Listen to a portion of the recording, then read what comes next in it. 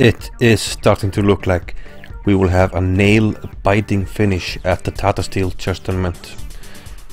Before the 10th round, Shahkriyar was leading with half a point. But in the 10th round, he drew his game against Shahkriyar.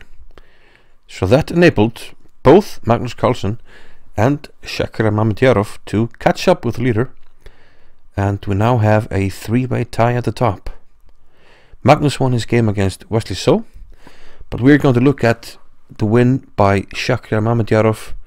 He had the black pieces against Peter Svidler, the 8-time Russian champion, and he won very convincingly and very quickly in great style. So let's see the game. Svidler had white. He opened with c4, the English opening. Now after knight f6, the English is very transpositional, so you can always transpose into d4 openings. You can play g3. Peter goes with knight f3. So still up for grabs what happens. Black kind of dictates often what happens with e6 or g6, but he goes with e6 this time. After knight c3 and d5, white is more or less forced to enter a d4 opening, the queen's gambit. The other option is e3. Other moves almost don't come into consideration because of d4. So d4 by Svidler and bishop b4, the Ragozin. Svidler took on d5 and played bishop f4. He had played this previously in the tournament against Ho Yifan, and he won that game, so he decided to repeat the opening, but Mamedyarov had an active response. He played knight to e4, putting pressure on this knight. Now the usual move here is rook to c1, but Svidler played what almost looks like a new move here, queen to a4. However, after knight to c6, we transpose into a better known position, which usually arises via queen a4 check first and then bishop f4. So a few games here, and we have to take care of the knight on c3. It's being attacked twice, so rook c1, black castles. And in the games so far, we've seen pawn moves by white, e3, a3, but not what Svidler played here, g3.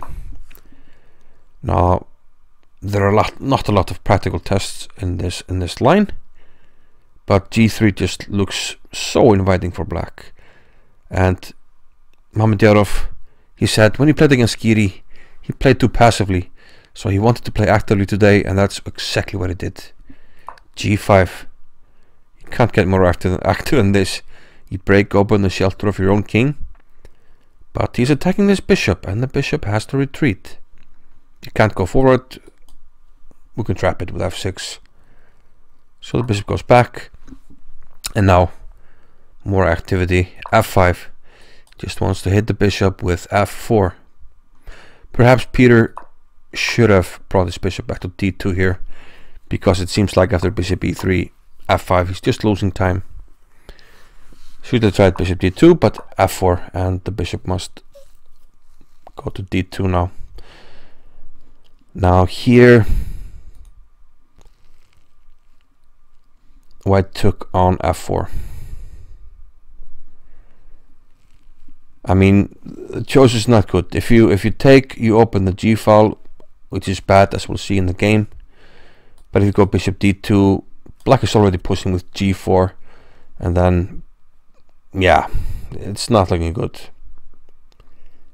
So Svidler elected to take on f4, and now a very clever Zwischenzug by Mamedyarov. He takes on c3 first with check. Now this forces pawn takes. And now and only now he takes on f4. Pawn takes f4. Attacking the bishop. Bishop must go to d2. But note now how this bishop is restricted. This pawn is protected, restricts the bishop. And then we have white's own pawns and rook and even king, making sure that this bishop doesn't really have a lot of prospects. And having opened the g file, where does the white king go? Well, black played king h8. A very clever move by Mamedyarov. The king is absolutely fine on h8. There is only one pawn covering the king, but white doesn't have any presence to threaten the king. This bishop, it's not giving any checks. It's just not coming to this diagonal. So there's no danger. The queen is not coming there. The queen is actually badly placed on a4. So how do we attack this king? We don't. Black has all the trumps. White already has a close to critical position. I mean, he doesn't have any place to put his king. And he doesn't have any immediate or obvious pawn breaks. The only pawn break is c4, but it doesn't really do anything. I mean, let's say c4, black simply develops a piece. And if you take on d5, you're not better off. Black has gotten a piece out. White hasn't done anything. So it seems Svidler didn't find a good way to play here. He thought for 35 minutes and he played queen b3, and this is just a bad move. Now if we go to this position and we imagine white playing queen to c2,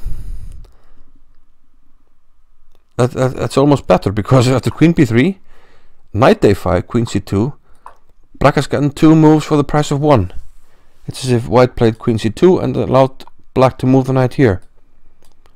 So losing time with the queen, and black has an excellently posted knight on c4. The game continued. Rook d1. I mean, excellent knights. I mean, this guy can come here, and already then this bishop is attacked. So rook d1, adding some protection to it, but man, this king, it's not feeling good. And there are even some tactics in some lines where black can open up some lines and even give close to checkmate here on this diagonal. So having the king here is just horrible. Rook g8. This threatens the bishop, and white doesn't have a lot of choice here. Bishop f1 just looks horrible. You're boxing in your own king. Svidler decided to go for counterplay with knight e5, but it's simply too late. I mean, his idea is that rook takes g2, there's knight f7, Czechoslovakia hitting both the queen and the king. But of course, Mamedyarov saw that, he took on e5. And now the problem with taking back is you lose the bishop on g2, so Svidler tried bishop takes e4. But now a boss move, caca, by Mamedyarov. If he takes on e4, I mean, he still has a good position, but he found a better move. Remember, this king is feeling the draft, and oof, queen g5. Mate is threatened on g1. Queen g1, rook takes, back rank mate. Svidler cleverly gave his king a flight square, but perhaps not so cleverly after queen takes f4. After all, taking on f4 cost white a piece, and he can't regain it. So not much left here. What to do? Svidler tried bishop takes at d5, but after bishop f5, black's 21st move, white resigned. It's rare to see a 21 move loss with black winning at this level, but it happened here, and it was actually over long before the 21 moves. So a fantastic result by Mamedyarov, and with only 3 rounds to go, we have 3 guys at the top of the table, and perhaps the vital remaining clash will be between Mamedyarov and Carlsen. Can't wait for that one.